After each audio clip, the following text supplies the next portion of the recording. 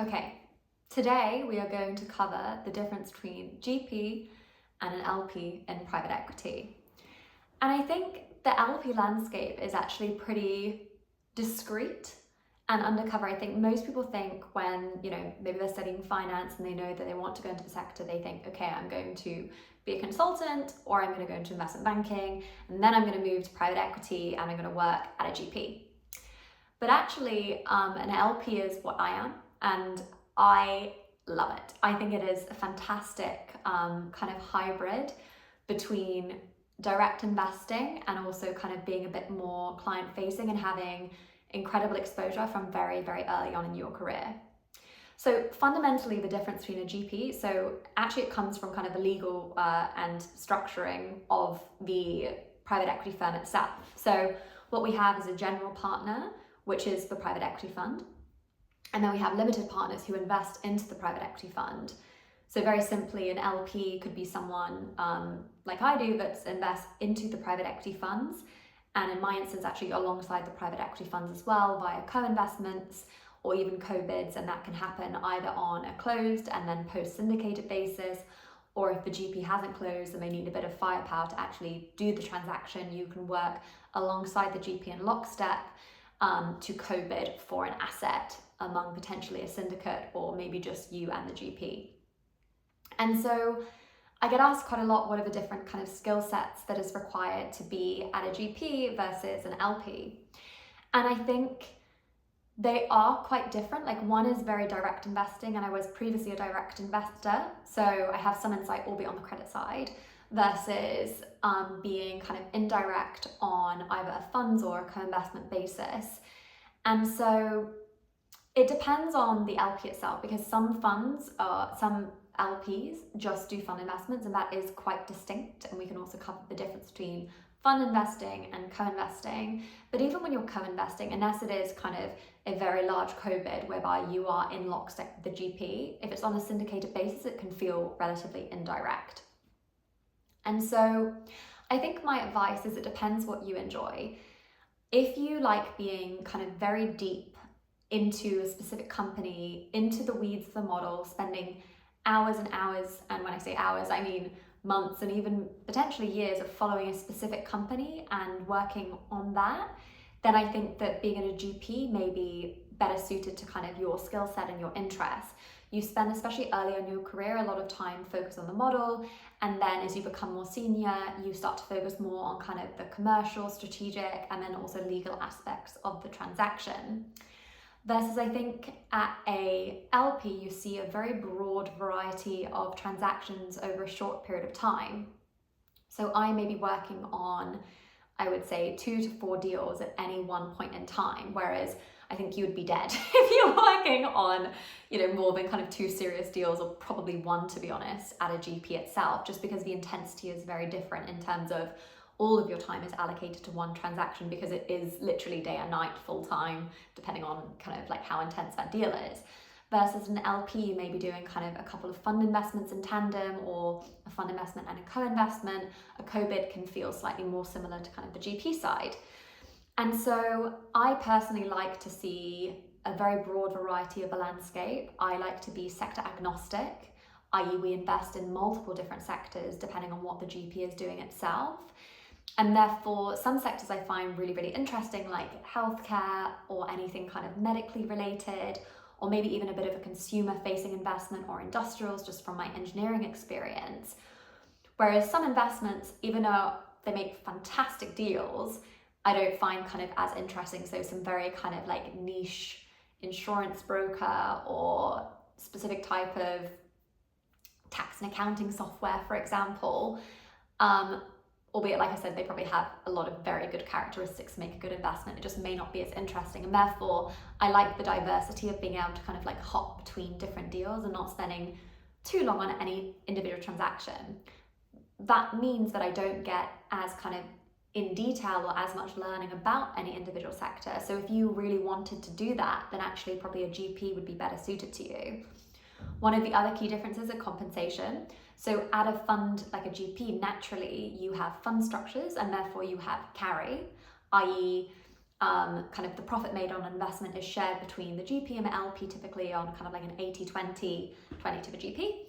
And therefore you may have like different long-term incentives and actually earn more money overall at a GP.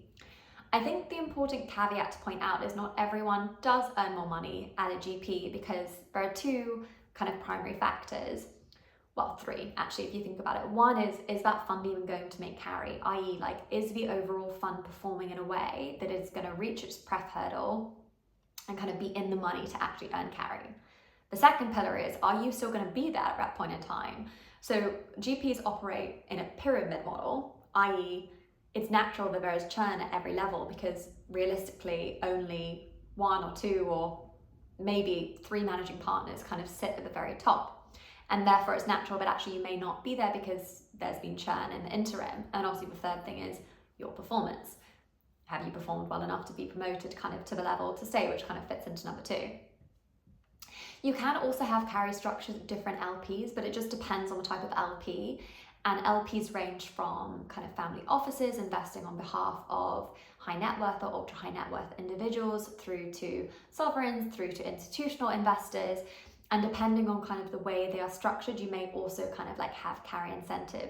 But it is important to kind of like look at the long-term kind of drivers in terms of, will you actually kind of like reach that, will that incentivization materialize over time, and will you be there?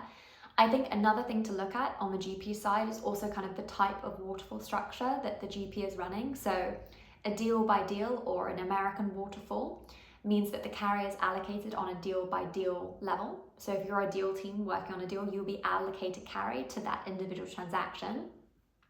Whereas if it's kind of like a whole of fund waterfall, it's only paid out once the entire kind of principal or capital invested has been paid back to the LP. And also you're probably going to share carry across all of the individual transactions. And that can lead quite a lot into cultural differences of those firms as well, because a deal by deal is can be kind of relatively more aggressive in the sense that you eat what you kill. So that can lead to sometimes a lot of competition between, investment professionals wanting to work on specific transactions, not wanting to work on other transactions, kind of the amount of knowledge that is shared. And that's kind of more typical for the US landscape versus the European landscape. Whole of waterfall can also be called a European waterfall, whereas deal by deal is sometimes referred to as an American waterfall. I think one thing to point out at an LP, which is part of the role that I absolutely love, is the level of engagement with senior individuals at the GP fund itself from a very early stage in your career.